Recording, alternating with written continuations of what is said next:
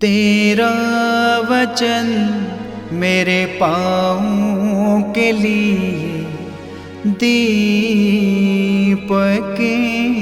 है और मेरे मार्ग का उजियाला है। तेरा वचन मेरे पाँवों के लिए दीपक है। पहला पाठ इब्रानियों के नाम पत्र अध्याय 8 पद संख्या 6 से 13 तक। अब जो धर्म सेवा मसीह को मिली है वह कहीं अधिक ऊंची है, क्योंकि वह एक ऐसे विधान के मध्यस्थ हैं जो श्रेष्ठतर है और श्रेष्ठतर प्रतिज्ञाओं पर आधारित हैं। यदि पहला विधान परिपूर्ण होता तो उसके स्थान पर दूसरे की क्या आवश्यकता थी। ईश्वर उन लोगों की निंदा करते हुए कहते हैं, प्रभु ये कहता है, वे दिन आ रहे हैं जब मैं इस्राएल के घराने के लिए एक नया विधान निर्धारित करूंगा। ये उस विधान की तरह नहीं होगा जिसे मैंने उनके पूर्वजों के लिए उस समय निर्धारित किया था, जब मैंने उन्हें मिस्र से निकालने के लिए हाथ से पकड़ लिया था।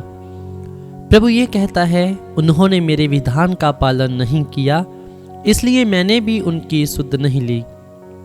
प्रभु ये कहता है, वह समय बीत जाने के बाद मैं इस्राएल के लिए यह विधान निर्धारित करूंगा। मैं अपने नियम उनके मन में रख दूंगा, मैं उन्हें उनके हृदय पर अंकित करूंगा। मैं उनका ईश्वर होऊंगा और वे मेरी प्रजा होंगे।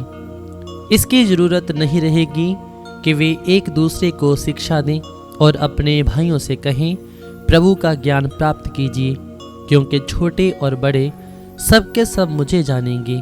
मैं उनके अपराध क्षमा कर दूंगा और उनके पापों को याद भी नहीं रखूंगा।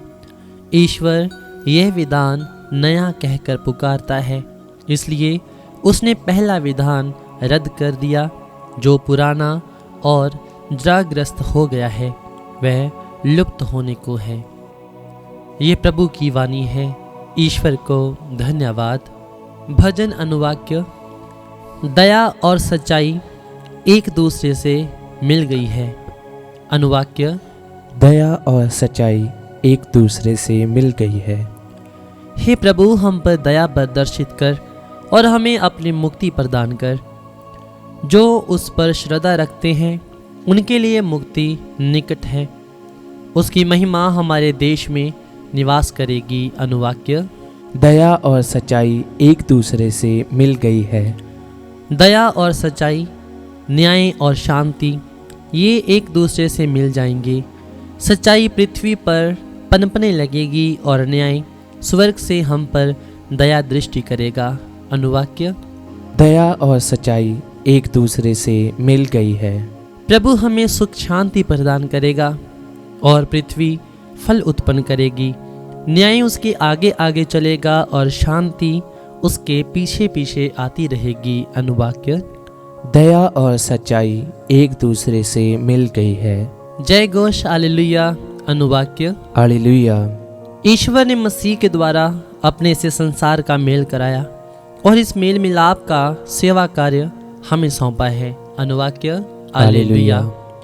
संत मार्कुस रचित पवित्र सुसमाचार अध्याय 3 पद संख्या 13 से 19।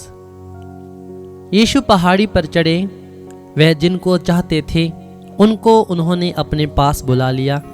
वे उनके पास आए और यीशु ने उनमें से 12 को नियुक्त किया, जिससे वे लोग उनके साथ रहें और वह उन्हें अब दूतों को निकालने का अधिकार देकर सुसमाचार का प्रचार करने भेज सके।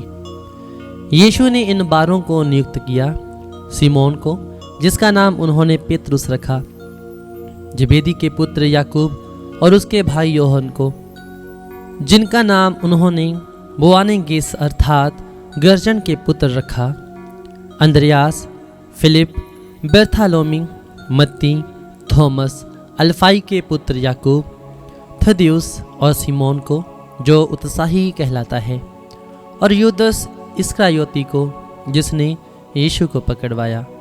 ये प्रभु का पवित्र सुसमाचार है। ख्रीस्त की जय।